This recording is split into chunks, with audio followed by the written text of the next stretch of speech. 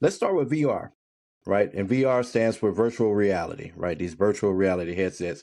And these headsets, they're usually closed off from the outside world, right? They're um like totally blocked on the outside. Their screens or something on the inside to help you see. And what they do is take you out of your dull, boring reality that we live in and put you in a virtual Go reality. camping. I'm just saying. Right. Or get a good camping simulator, and stay in the coziness of your living room and still enjoy it. Or So when it's 15 degrees outside and you want to be next to a tropical beach. right, That, right. yeah. That's a better option to me. So VR has been around for years and years at different levels of quality, right?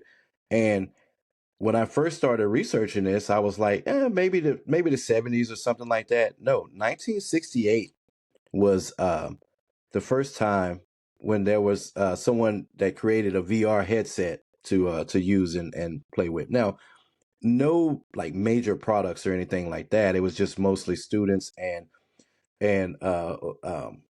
teachers, tech nerds of the time experimenting with this. But throughout the years, big companies have tried to make a push towards VR. Right? We have the Virtual Boy from Nintendo in '95, and other companies came and went. But somewhere around 2015, 2016, VR was back and it was here to stay. You know what I mean? They some of the really big name companies really made a push for VR, and I think a lot of that had to do with the technology of the time, right? Smartphones were already out. Screens, Samsung and other screen manufacturers were making them smaller and smaller and um, higher definition, right? They require less power and things like that. So I think a lot of it was just because of the advancement of technology. So there's a few applications for VR, right? Education, training, sports and athletic training. Doing different drills and stuff like that. But it seems like the biggest and most popular use case for VR is gaming. You know what I mean? And I'm okay with that. I love gaming. PlayStation VR, um, the HTC Vive, a lot of these different big name companies kind of really made a push towards gaming, and that's what it seems like VR is. When people think of VR, they think of gaming, right? That's what it's mostly used for. And see, I think the other category that's going to come up now is going to be entertainment.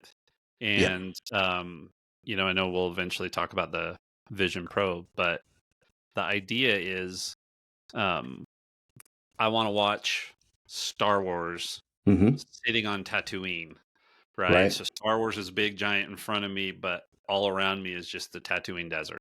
Right. Right. And I know we're going to get some stuff like that. So, um, but yeah, basically VR just takes you out of your reality and puts you into a virtual reality, and you can experience the game, or again training, or whatever class you're getting educated in that time.